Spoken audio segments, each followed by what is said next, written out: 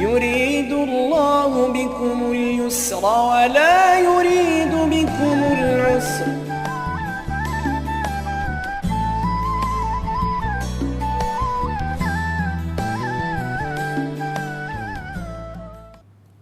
بسم الله الرحمن الرحيم. الحمد لله رب العالمين، والصلاة والسلام على سيدنا وحبيبنا محمد وعلى آله وأصحابه أجمعين.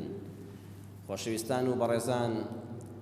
لە زنجیرە باسی ئاسانتردا بابەتێک باز دەکەین ئەم جارە، بابەتێک کە خۆی لە خۆیدا قورسە، زۆریش قورسە، بەڵام بەویستی خی گەورە ئێمە کۆمەڵە خاڵ باز دەکەین کە ئاسانی بکە، ئاسانتری بکە. ئەو بابەتەش پێغەمبەری خوا صلی الله علیه وسلم بۆ گەورەی خۆیەوە لێی ترساوە، پەنای گرتووە بە زاتی خوای تاک و تەنها و پاک کە بیپارێزێ لێ. دەچینە خزمەت فەرموودەکە و بابەتەکەمان بۆ دەردەکەوێت. ئەم فەرموودەیە ئیمامی بوخاری بە ژمارە فەرموودەی 832 لە صحیحە هێناوێتی، ئیمامی مسلم بە ژمارە فەرموودەی 589 لە صحیح مسلمە هێناوێتی. فەرموودەیەکی ڕاست و دروستی پێغەمبەری خوا صلی الله علیه وسلم کە دایکمان دایکی ئیمانداران خاتو عایشەی خێزانی پێغەمبەر صلی الله علیه وسلم ڕەزا و ڕەحمەتی خوا لە خاتو عایشەش بێ، ومن دجارته دفمك كان رسول الله صلى الله عليه وسلم يدعو في الصلاة. أقام لبوك بيغمري خوا صلى الله عليه وسلم يدعو بفعل مضارع بهمي شيء لك دوين يرشكان دا أوال أخوا دا بارايوا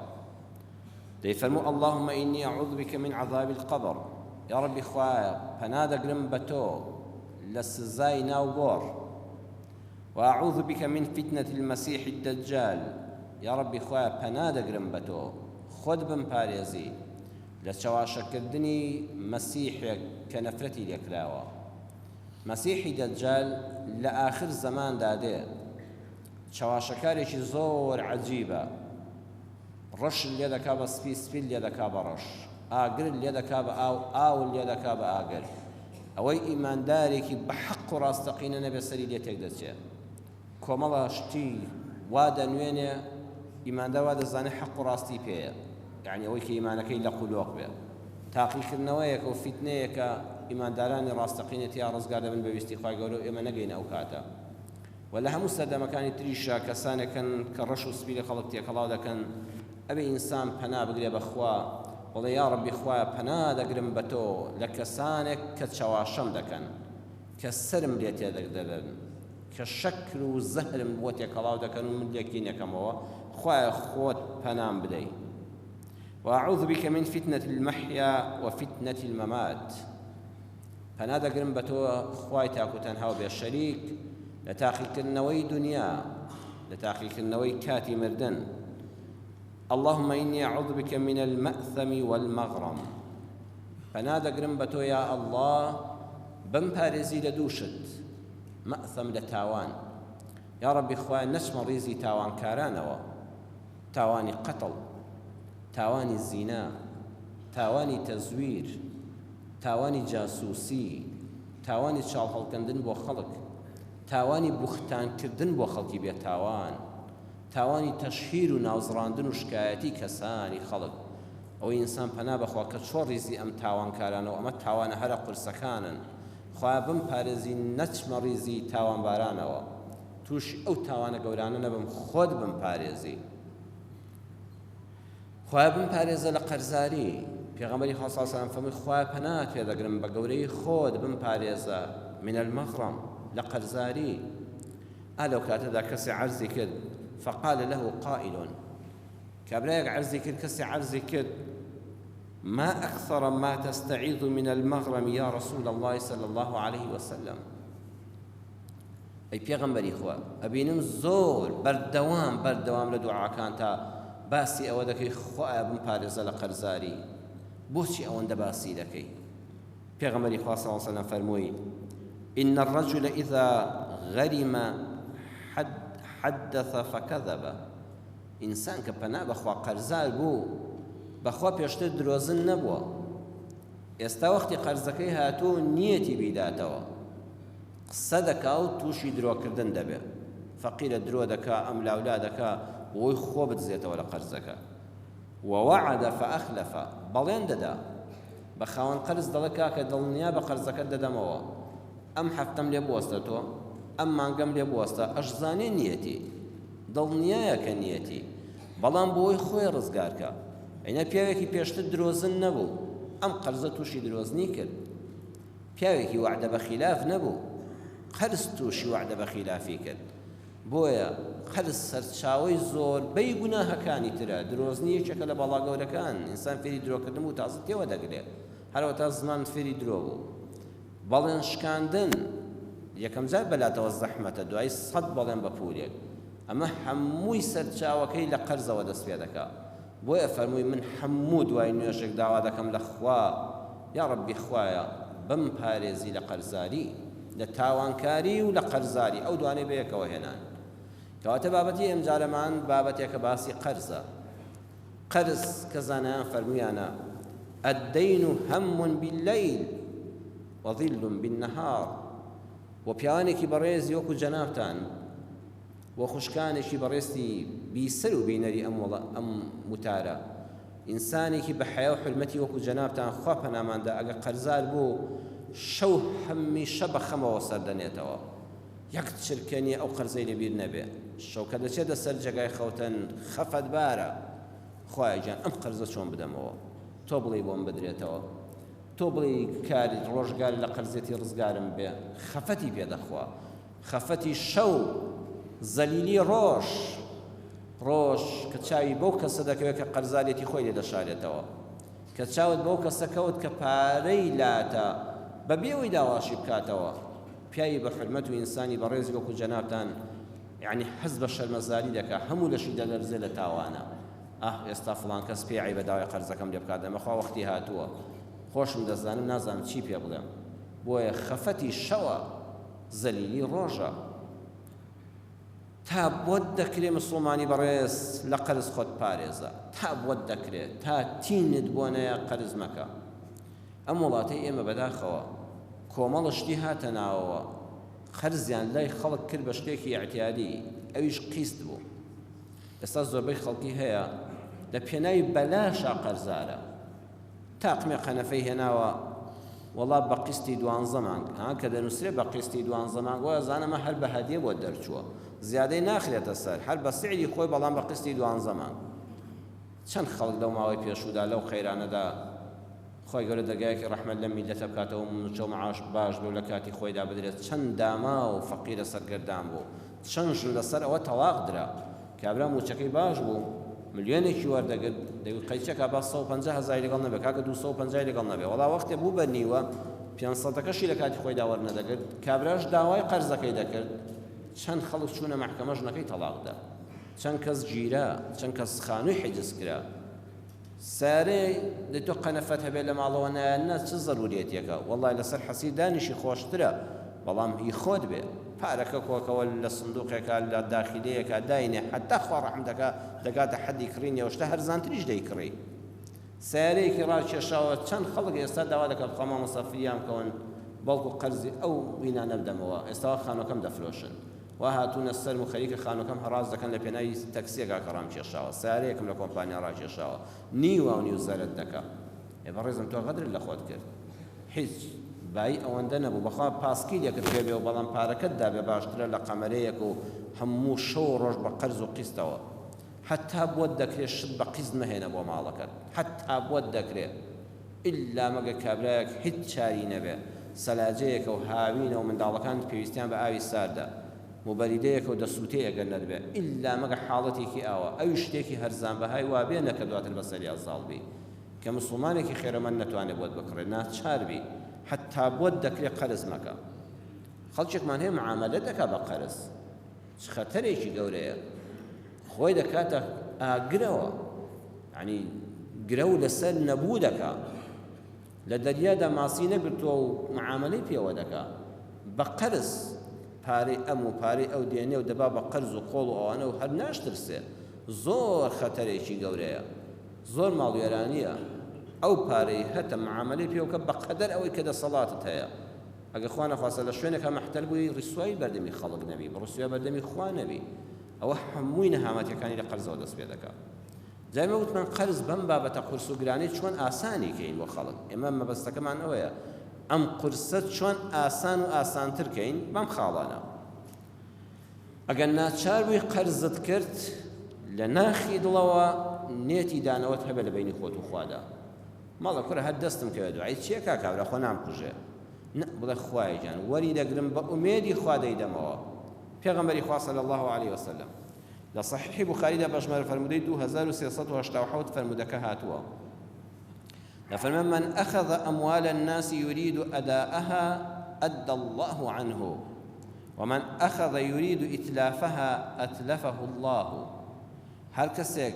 شوف ولا كسيك وقرزي ليه كرت أويش برويش خوش وقرزكي دايا وبقاكي دايا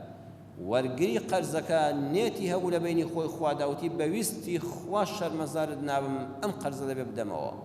نيتي دانوي هبو خوا كاري بو آسان دكا وقرزكي دادريتوا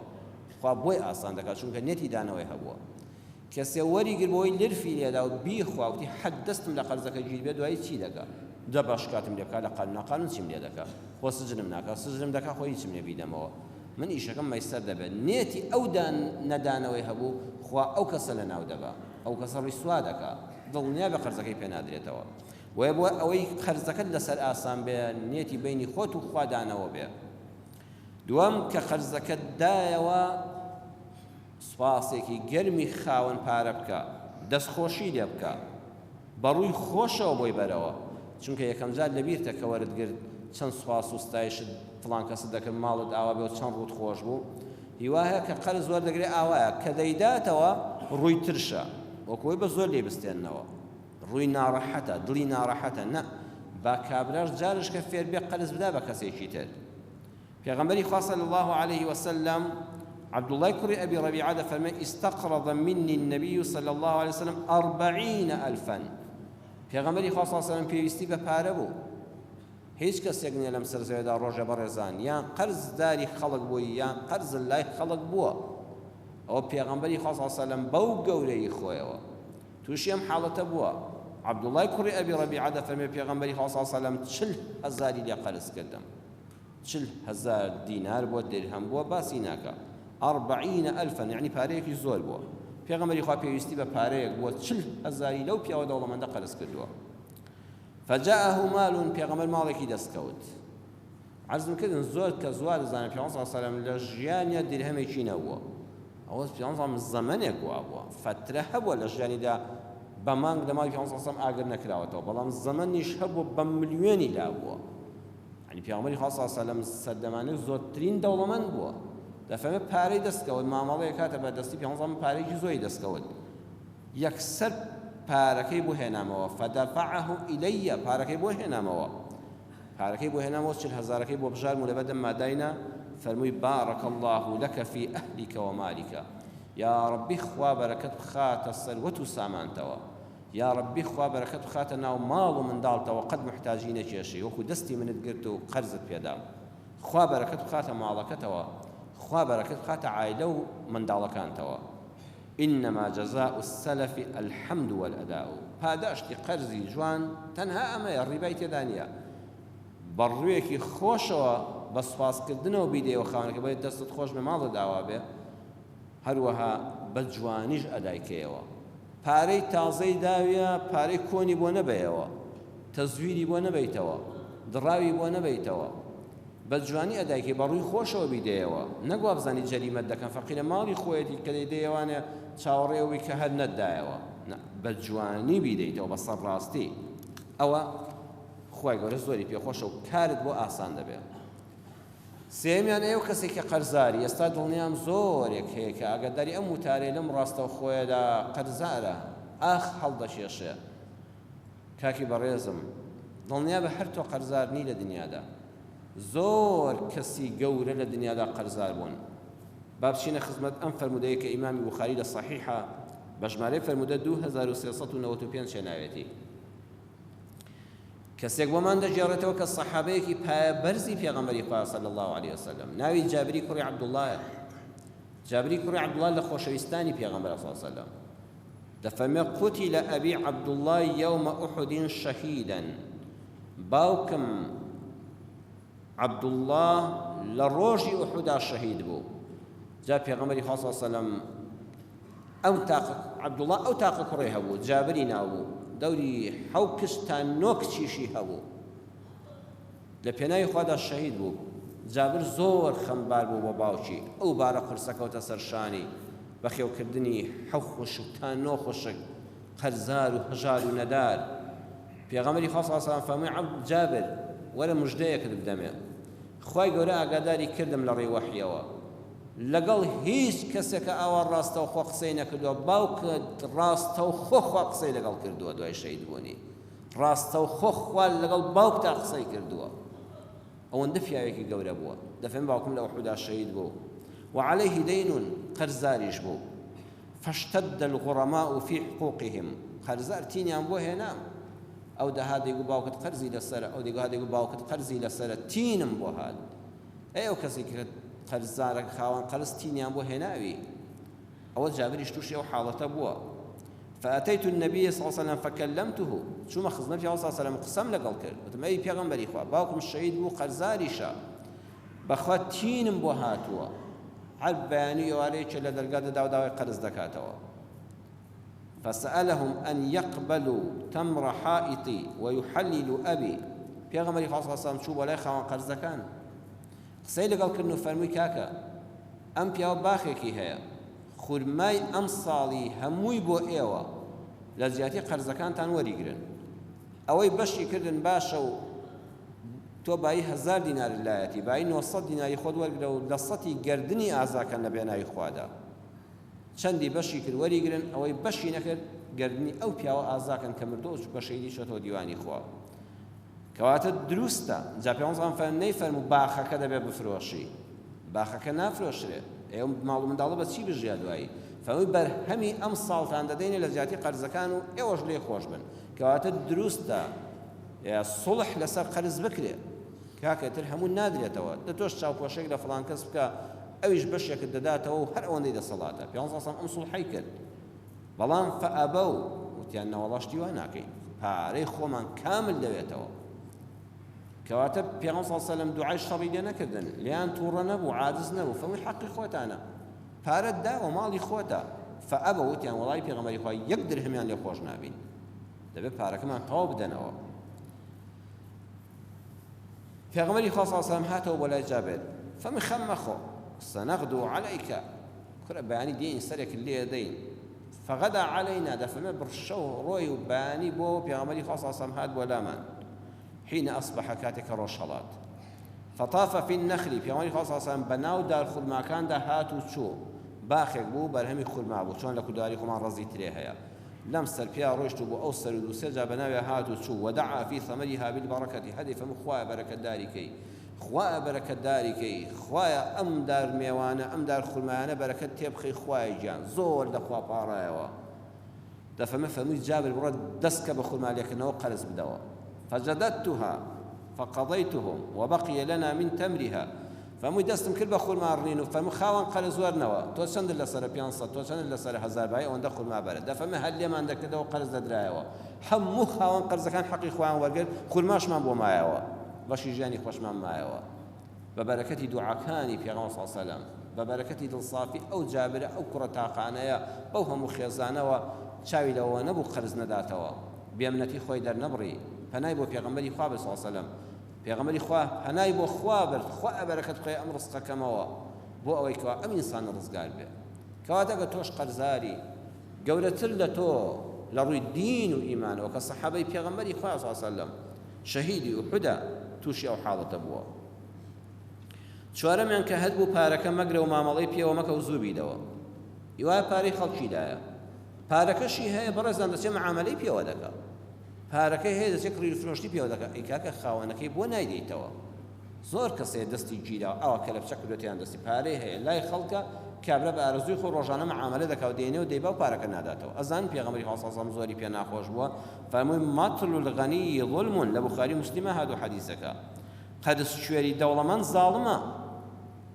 زاڵم هەر پیاوکوژ نییە، ئەو کەسەی قەرزاری خەڵکە پارەکەشی لەدەستایە بەڵام قەرز شوێرە و نایداتەوە زاڵمە، ستەمی کردووە. خۆت مەکە بە زاڵم، ئەگەر شەو پارەکەت هاتەوە دەستمەی خەڕۆژ خێرا بۆی بەرەوە با دەستی نەترسێ و بەیانی دارمەتی کەسێکیکە بدا لي الواجد يحل عرضه وعقوبته لصحيح بخاري فرمودك هاتوا سرشوتي دارا هم آبروي دبا هم سزاداني حلال لك في غمري خاصة فرموا واي فرموا توجي خاون قرص يكم سباسي خوابك قرز الله خلقه وقرزارني زۆر کەس هاوار دەکا کاکە هەر خوراوە ئەوەندەم قەرز لای خەڵکە یەکەم سوپاسی خوا بکە کە تۆ قەرزاری خەڵکنی چانیە خەڵک قەرزاری تۆیە بەخوارم بێ ئەو کەسی کە قەرزاری تۆیە لای خوا بەڕێزتر بێ بۆ دنیاش کاسبتر بێ ئازاتر و جەریتریش بێ بەڵام خوا ئەوی بۆ تاقی کردوێتەوە خوش تۆی بە ماڵ تاقی کردوێتەوە بێزاری دەرمە بڕە بڵێ خوایە حەمد و سەنا بۆ تۆ کە من ئێستا قەرزاری خەڵکنی و سوپاس بۆ تۆ قەرزم لای خەڵکە دووەمیان منەتی بەسەردا مەکە و باسی مەکەوە ئیمام ئەبوو حەنیفە ڕەحمەتی خوای لێبێ ئیمام ئەبوو حەنیفە و پێشەوا گەورەی زۆر جار بۆم باس کردوون دەوڵەمەندترین کەس بۆ لە سەردەمی خۆیدا عالمێکی گەورە و سەرمەسەب بازرگانێکی نێودەوڵەتی گەورەش بووە ئیمام ئەبوو حەنیفە قەرزی لای کابرایەک بوو کابرایەکی گەنج هاتبوو داوای پارەی لێکرد بوو فەرمووی من سوالکەر دروست ناکەم تۆ گەنجی بڕۆ ئیش بکە چی بکەم فەرمووی دوکانت بۆ دادەنێم پڕی ئەشیایەک دوکانی بۆ داناو فەرمووی چاودێریشت دەکەم ڕۆڵە عیبە تۆ سوال مەکە فێری ساڵ و سەدەقە مەبە فێری کەسابەت بە دوکانی بۆ داناو ماوەیەکی پێچوو گەنجەکەش ئیشی دەکە ڕۆژێک چوو لەو شوێنەدا لەگەڵ هاوڕەیەکیدا گەرما بوو دارێکە بوو لە بەردەمی دوکان و بازاڕەکەدا ئیمام ئەبوو حەنیفە لێ پشوویەکیدا دەفەرمێ ئەم دوکانەش نەکراوەتەوەی کێیە تیان وەڵا خوبانی فڵان کەسە دەفەرمێ ئیمام ئەبوو حەنیفە خێرا ڕۆی تیان خوبان بووە بەپەل لە ڕۆیشتی فەرمووی ئەو دوکاندارە قەرزم لایەتی نەوەکو بێ و تەریق بێتەوانێت لەبەر من دوکانەکەی نەکاتەوە یان پێ عیبێ بڵێ هەستە لا چۆ بەردەمی دوکانەکەم لابێ نابێ منەتی بەسەرا بکەم من لە پێناوی خوادا دەستم گرتووە کە قەرزت دابێ یەکێک منەتی بەسەرا مەکە سێمیان بیرت بێ کە پێغەمبەری خوا صلی الله علیه و سلم لە صحیح مسلمە فەرموویەتی من يسر على معسر يسر الله عليه في الدنيا والآخرة هەر کەسێ وەختی قەرزەکە هات لەبەر خاتری ئەڵڵا چاوپۆشی لێ کردوتی قەی ناکە کاکە وەڵڵی حەقە بمدەیتەوە بەڵام دیارە نیتە ئەم ساڵیشت بۆ درێژ دەکەمەوە بڕۆ ساڵشتش با قەرزەکە لابێ هاتەوە دیسان نەیبووتی قەی ناکە ڕیسوان ناکەم حەیات نابم بڕۆ ئەم ساڵیش با دیسان قەرزەکەت بۆ درێژ دەکەمەوە فەرمووی خوا لە دنیا و قیامەتا کاری بۆ ئاسان دەکا هەر کەسێک چاوپۆشی لە قەرزاری نەدار بکا و مۆڵەتی بدا جارش کە قەینا مۆڵەتەکەت بۆ تازە دەکەمەوە فی الدنیا لەم دنیادا پێش قیامەت لەم دنیا خوا لە تنگانە ڕزگاری دەکا ڕۆژێک خوا بەهانایەوە دێ لەو دنیاش لە تنگانەی قیامەتا لە پردی سیڕاتا فریای دەکەوێتەوە خوا ڕزگاری دەکاتەوە چوارەم کە قەرزتدایە با نووسین و شاهید هەبێ باشە درێژترین ئاەتی قورئان کە ئاەتی 282 سوڕەتی ئەلبەقەڕە لەبارەی چێوە هاتووە لەبارەی قەرزەوە درێژترین ئاەتە خوا دەفەرمێ ڕەهن هەبێ باشە نووسین هەبێ شاهید هەبێ بەڵگە هەبێ باسبێنە کابرا ئینکاری نەکە با تۆ نەڵێ زۆرتر بوو گونەهبار بی بڵێ وەڵا کاکە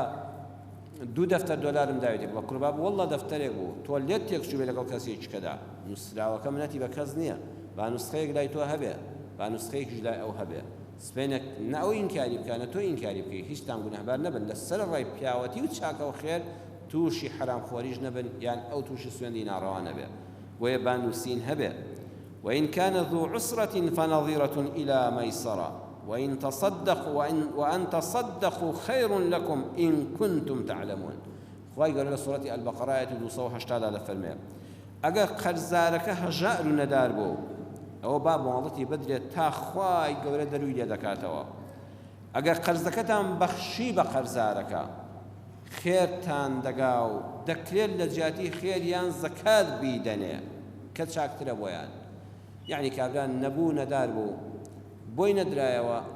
پێت گوت بەڕێز دەکەم ئەمە لە جیاتی زەکات کۆتایی پێهاتووە یان ئەم قەرزە لەسەر نەماوە تەواو ئیتر ئیشەڵڵا خێری لێ ببینی و خوا دەرگای ڕەحمەتت لێ بکاتەوە خوا لە قورئانە دەفەرمێ پاداشتی ئەو کارەتان چەندە بێ سنوورە هێشتا تۆ نایزانی یعنی ئەو کاتێک بە کەسێک دەڵێ ئەو قەرزە لەسەر نەماوە وەڵڵاهی وەکو لە مردن ڕزگاری بوو بێ وایە کەوت چاوەڕێشتی وای زەحمەتە کرد بێ کاکە ئەو قەرزت تەواو بوو حتا تەنان دەتوانانی بڵی زەکات باسی زەکاتەکەش نەکەیت توانانی بڵی لە زیاتی زەکاتەکەی ئەتوانی باسی زەکات نەکەی بڵی کاکە جان هاوکاریکی برایانەیە و قەرز دەبینی من و تۆ دانەما و کۆتایی پێ هات دەفەرمێ هێشتا چەند کابرا دڵی خۆشە چەند دوعای خێر دەکا چەندە تۆ حەز بە مرتاحی دەکەی دڵنیا بە هێشتا نازانی خوارد چەندی لەوە زیاتر بۆ نووسیوی هێشتا نازانی تا نەچیە قیامەت تا پاداشتەکەی نەبینی هێشتا نازانی خێرەکە چەند گەورەیە ئافرین بۆ ئەو کەسانەی کە ئەوا قەرزێکیان لای یەکێکە پێی دەڵێ کاکە لە زیاتی زەکاتەکەم نەما ئەو قەرزە لە بینی من و تۆدا کۆتایی پێ هات ئیشەڵڵا خوا سەرفرازەکە تۆ ئاگال لە خۆت بێت ئەوە تا نەچیە قیامەت دڵنیا بە چەندە بە حیسابی خۆت خێرت دەستکەوتۆ لەم دنیادا هێشتا تۆ نازانی دڵنیا بە نازانی ئەو خێرە بەس ئەڵڵا دەیزانێت کە پاداشتی ئەو کەسانە چەند گەورەیە علەماش فەرمویانە شيخ ابن عثيمين للشرح رياض الصالحين مجلد دولا قريصة 54 هذا فرمي من كان له غريب معسر فإنه يحرم عليه أن يطلب منه الدين كسي قرزاري شهبو نبوبو كابرايشي سرچود نية دصبر نية الفقير النية بذاته دفما حرام بشي همو رجل درقايدي وخلقتي السري حرام يشتشي لله حاكم شكاتي ليبكي بلكو خواد فما فنظيرة إلى ميسرة ليقرأت شاوريبك كاك الدنيا كوتاي بينايا بخوا باركت هر دز دكيتو ام صال نيتي بأميدي خوا صالش كديبه دو صالي كنيتي أميدوار للصالي سيما خوا درقاي لبكاتو ودداتو او عندنا راحتي مكا ما جوستس جنوم لبرچاوي جنوم مندالي خاون مال ملي مقرا زور بياو بو طريق لبيتو لبرچاوي جنوم مندالي السمعي بشكيني خرز بو اويا خلق توشي الربا خواردن نبي لە چاڵێک نەهاتەیە دەدرەوەستای وایە دڵما مەسار دروستە بچم لە فڵان بانقا پارە وەرگرم کاکە پارە وەرگرتنی یەک ڕۆژ خۆشە بەڵام لە چاڵێک دەیتە دەرەوە دەچێت چاڵەشکەی قوڵترەوە خوڕەکە خەستر دەبێتەوە قەرزە خاوەن قەرز بۆیە ئەو پاداشتە گەورەی لای خوا هەیە کە هەر خوا دەزانێت چەند گەورەیە لەبەرەوەی کەرامەتی مرۆڤ دەپارێزێ لە چاڵێک دەری دێنێ بەڵام ناڵە بچێت لە چاڵێکیکەوە دەڵێ لەم چاڵە دەرم هێناوی هەتا بۆ ئومێدی خوا چاڵەشکە کە ڕیبایە نەچێ ناویەوە ئەوەندەی کە قوڵ نەبێ بۆیە کەرامەتی مرۆڤ دەپارێزێ نابێت بەرچاوی ژن و منداڵەکەی بچێت سەری هەر کەسێک ئاوا بکە خوا سزای دەدا سەیری ئەم بەسەرهاتە واقیعیە بکەن بە ڕێزان پیاوێک قەرزی لای کەسێک دەبێت کەسەکە بەهۆی نەخۆشی منداڵیەوە بەهۆی نەبوونی و نەداریەوە بەهۆی ئەوەی کە کەسابەتەکەی شکستی هێنا و هەرچی هەوڵی ڕاستەقینەی داوە بۆی نەهاتوتە پێشەوە تووشی قەرزاری بووە خاوەن قەرز دەچێتە سەری کاکەم ئەم جارە مۆڵەتدا بەڵێ باشە دەچێتەوە سەری ئەڵێ یەک زەڕێکە مۆڵەتن نادەم ڕەمەزان دەبێت کاتی بەربانگی مەغریب دەچێتە سەریان کە خەریکی ڕۆژکانە لەسەر سفرە پەلاماری کابرادا تۆ مەڵە قسەی ناشینی پێدەڵە بەرز لەو شەقی دەدا لەبەر چاوی ژن و مناڵە کابرا دەپاڕێتەوە بۆ خاتری خوا کوڕە وازم لێ بێنە کوڕە کاکە وەڵڵی هەم بێ دەدەمەوە ئەڵێ نابێ من ئەو جارە شش مۆڵەتم دای بەخوا ناڕۆم دەتکوژم یان پارەکەم دەوێت یان ماڵ و مناڵ ئەتک دەکەم مناڵ ژند هاوار دەکا مناڵ دەگریا بەسە قاچ و قولیا دەکەون زۆر بێ بەزەیانە کەرامەتی ئەو ئینسانە دەشکێنە ناو ماڵ منداڵەکەیدا ئەمجا کە هیچی نییە بڵکاک دەوەرە بمان کوژە وەڵی چیم لێ دەکەی بیکە وەڵام نیمە بدەمەوە خانووەکەمان ئیخۆم نییە کرێچیم سارێ نیمە کەلوپەلی ناو ماڵە بەکەڵ کە دەبیبە ئەتەویش دەڵێت نان دەباشە با من جارە لەبەر چای ژن و منداڵەکەدا حیات بەرم زۆری لێدا ژن و منداڵیش زۆر دەگریان و ئەو بەربانگە بە زمانی بە ڕۆژۆ زۆر ناڕەحەت دەبن سبحان الله دەفەرمێن ئەو کابرایە دوای دە ڕۆژ ئەو قاسەی کە شەقی پێ لە کابرا هەڵدا بوو تووشی ئازار دەبێت لە ماوەی یەک هەفتە دکتۆرەکان لەن سەرەتانێکی وا عەجیبە بەخوا تازە فرێی چارەسەری کیمیایی ئەوانە ناکەوێت قاچی لە ژنەوە دەبڕنەوە دوای ماوەیەش کە قاچەکەی دەداتە ئازار ئەویشی دەبڕنەوە بێ قاچ لەسەر کورسی دەمێنێتەوە بۆیە دەبێت ئاگادار بی خوایەک هەیە لەسەر ئەو کەسەشەوە کە قەرزارە و داماوە بێتە هیچ دەسەڵاتێکی نییە سەرچەوت نییە دەستبڕ نییە قۆڵبڕ نییە نەهامەتیەکانی ژیان وای لێکردو تووشی قەرزاری بێ ئاگادار بە خوال لەبیر بێ ڕاستە تۆ خاوەن حەقی بەڵام داواکردنەوەی حەق نابێت کەرامەتی مرۆڤی پێ بڕوشێ دەبێت ئاگادار بی قەرز ناڕەحەتە زنجیرە باشتەکەشمان بابەتی ئاسانترە لە قەرزیشە ئەوەندە نوقتەی خۆش پەیدا بۆ من دووشتی خۆشتان بۆ دەواز دەکەم بۆی ئەم قەرزەمان لەسەر ئاسانکە ئەوانەی کە قەرزاریش لانی کەم زەردەخەنێک بێتە سەر لێویان ئەمانە ڕاستەقینە ڕوویان داوە